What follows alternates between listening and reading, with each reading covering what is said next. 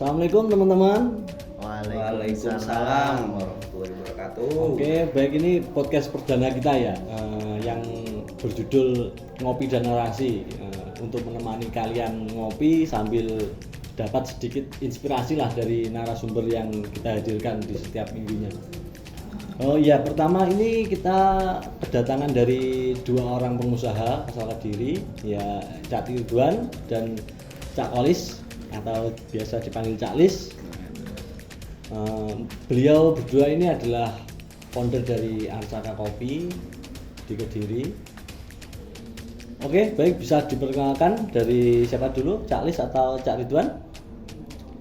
Oke, perkenalkan, nama saya Ridwan. Saya di sini selaku pelaksana dari Arsaka Kopi ini. Jadi saya yang mendirikan di sini, dibantu dari segi finansial oleh Cak Lis sendiri.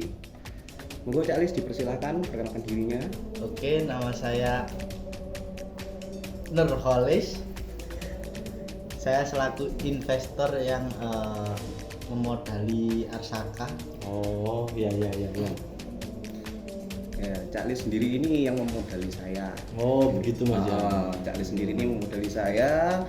Berhubung karena Cak Lis ini punya dana sekian juta, oh ini buat apa ya Mas enaknya? Ini buat apa enaknya? Nah, daripada saya pusing-pusing, saya mengajukan diri pribadi. Monggo, kalau ada modal saya menjalankan. Oh, begitu ya. Berarti bisa dikatakan pemilik modal sama pelaku usaha. Betul berarti sekali. ada otak, ada cuan gitu. Betul. Biar bisa jalan bareng gitu ya Mas ya. Betul. Kalau ada otak kok nggak ada cuan biasanya kurang berjalan. Ada cuan kok nggak ada otaknya, cuannya mau diapain? Kebanyakan orang pintar tapi tidak punya modal. Seperti itu. Oke. Kalau saya punya cuan, nggak punya otak. Oke. Kembali ke ini materi ya. Kita ingin tahu Mas, gimana awal dulu berdirinya Arsaka itu tahun berapa? Gimana lika-likunya kok sampai bisa besar kayak gini? Ini awal saya cerita dulu nih. Di awal ini sebetulnya usaha ini masih baru sih Mas. Kebetulan di tahun 2014 kemarin itu si Mas Nurholis atau Cak Lis ini biasa kita gampangnya kita panggil Cak Lis lah ya. Cak Lis itu bicara ke saya, ngomong pas kita ngobrol ngopi bareng gitu. Ini gimana ya? Saya ada uang sekian, tapi saya bingung gitu loh. Harus dibuat apa? Kalau misalnya saya hambur-hamburin cuma buat beli ini bisa aja. Setelah itu habis uang itu. Jadi ya sambil kita ya biasalah intermezzo lah kita. Setelah kita bicara bareng-bareng, ngobrol, ternyata kita punya tujuan itu untuk mendirikan sebuah kafe. Nah, untuk konsep dari kafe ini sendiri itu memang sebetulnya kita ambil dari konsep jadul-jadulnya ini Mas, gitu loh. Jadi untuk untuk dari segi furniturnya, dari segi tata ruangnya kita ambil di konsep jadul. Nah, untuk lokasi yang kita pakai pun itu sama. Rumahnya pun rumah-rumah kuno. Iya. Rumah-rumah kuno gitu. Nuansa vintage gitu ya. Iya, betul sekali. Menjual banget sih Kak, zaman sekarang tuh kayak suasana vintage tuh. Biasanya itu anak muda suka yang jadul-jadul karena mereka terlalu muak dengan dunia gelap. Betul, lebih mengejar estetika. Ya, bisa dikatakan seperti itu. Instagramable kata-kata orang sekarang ya. Untuk Cak Lis sendiri, ini gimana awalnya kok bisa mempercayakan Cak Ridwan untuk membuat ini? Apa emang itu uang nganggur lah kasarannya? Lebih ke saya pernah usaha, cuman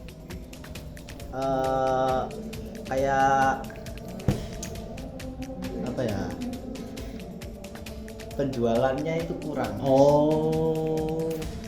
Lebih ke gagal sih. Berarti Anda kasarannya pengen usaha tapi lebih percaya ke orang untuk menjalankan gitu. Ya. Nih just info nih untuk Hmm. Charlie sendiri ini sebetulnya dia itu orangnya sebetulnya orang saya percaya orangnya baik. Mas, sebetulnya orangnya baik banget dan dia itu nggak pernah menutupi apa yang dia punya gitu loh. Dia tuh selalu open minded buat teman-teman siapa yang mau seperti itu. Nah, kebetulan beliau ini yang saya tahu beliau ini punya usaha ini dan itu segala macam gitu kan. Nah tapi dia itu nggak punya pikiran strategi marketingnya harus seperti apa. Jadi ketika suatu usaha itu berjalan berhenti di tengah jalan seperti itu. Oh jangan-jangan ini Cak Les ini pewaris kerajaan ini. Kata-kata orang Jawa biasanya senden jati ya.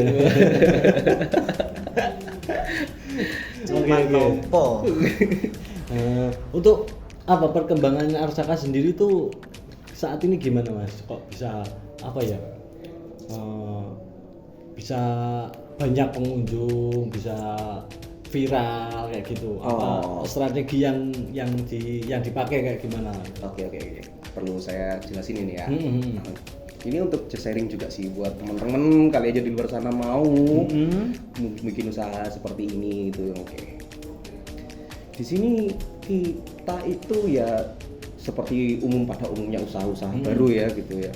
Dari segi merintis yang awalnya sepi bisa kita rame seperti ini kita banyak cara. Pertama dari teman. Koneksi itu pasti lebih utama di mana-mana. Yang kedua ya kita mengikuti zaman sekarang ya. Sekarang zamannya media sosial gitu kan. Media sosial gitu. Media sosial kita pertama ya posting lah di media sosial, bikin story, bikin konten dan segala macem gitu. Nah setelah itu ternyata masih kurang. Akhirnya yang ketiga saya sampai ngundang influencer gitu gitu Mas. Jadi ya bakar uang dikit lah Mas ya, nggak apa-apa ya Mas ya. Ngapunten Nur Calis ya, gitu. Nggak apa-apa. Bukan. Tapi ya ini tetap usaha kita bareng-bareng ya Calis ya. Oh jadi gitu ya. Banyak strategi yang bisa dipakai ya. Biasanya kan anak-anak muda sekarang kan takut untuk memulai usaha gitu kan ya. Kalau ada spilan sedikit-sedikit gimana caranya meramaikan sebuah usaha yang awalnya itu biasa-biasa saja kan banyak anak muda yang tertarik untuk melakukan usaha kayak gitu. Dari segi namanya usaha sebagai wirausaha ya Mas. Wirausaha itu yang jelas itu penting itu satu. Iya. Berani rugi. Betul. Itu pasti itu di awal itu utama. Kalau misalnya nggak berani rugi ya sudah, mending jangan usaha. Gitu. Betul. Banyak ilmu yang kita dapat ini. Untuk harapan ini terakhir ya. Gak usah lama-lama podcastnya, biasanya orang-orang jenuh kalau lama-lama. Tapi harusnya masih banyak lagi pesan-pesan yang bisa disampaikan kali ini. Tapi ya berhubung ini podcastnya kecil-kecilan ya jangan lama-lama lah. Pesan-pesan kedepannya gimana ini dari Cak Ridwan untuk anak-anak muda Kediri khususnya. Untuk anak-anak muda sekarang ini ya, di era sekarang ini saya cuma pesan gitu loh. Jikalau kalian punya ide yang bagus, sampaikanlah. Tapi jikalau kalian tidak punya modal, carilah investor dulu. Betul. Kalau sebagai investor gimana Cak Lis dengan apa ya yang disampaikan Cak Ridwan tadi? Gimana ya? Apa semisal ada orang yang mau mengajukan idenya bisa ke Anda untuk ada investasikan uang Anda atau gimana?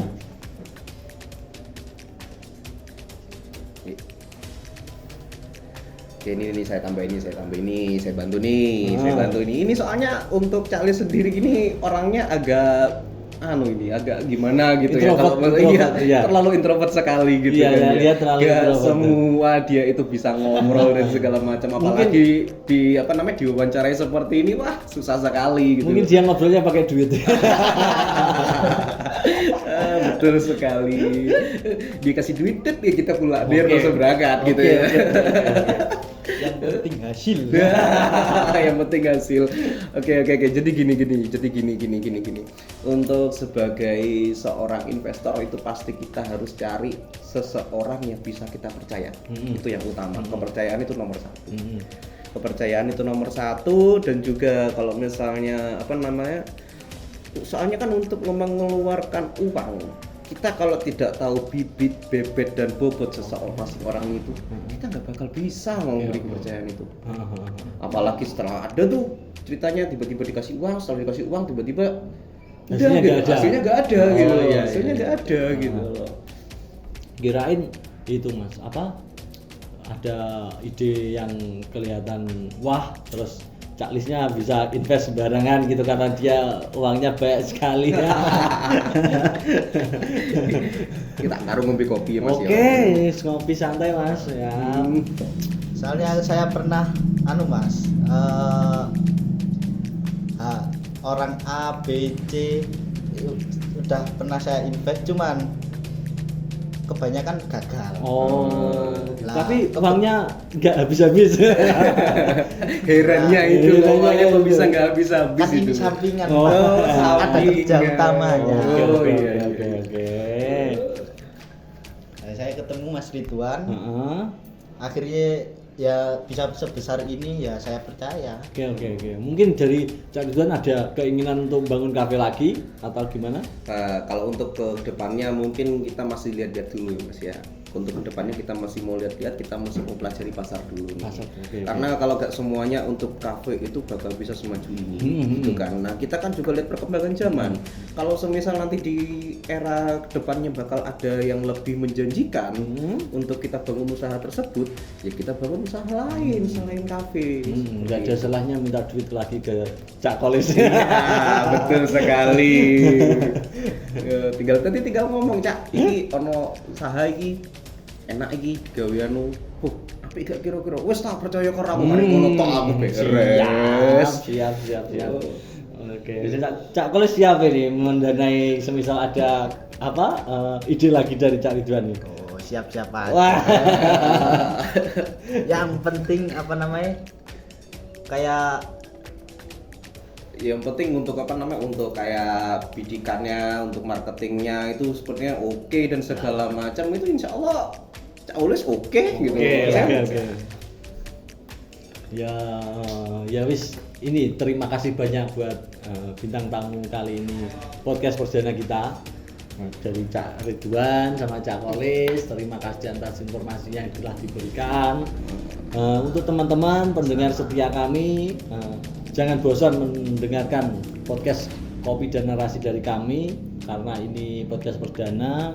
Ada kurang lebihnya mohon maaf.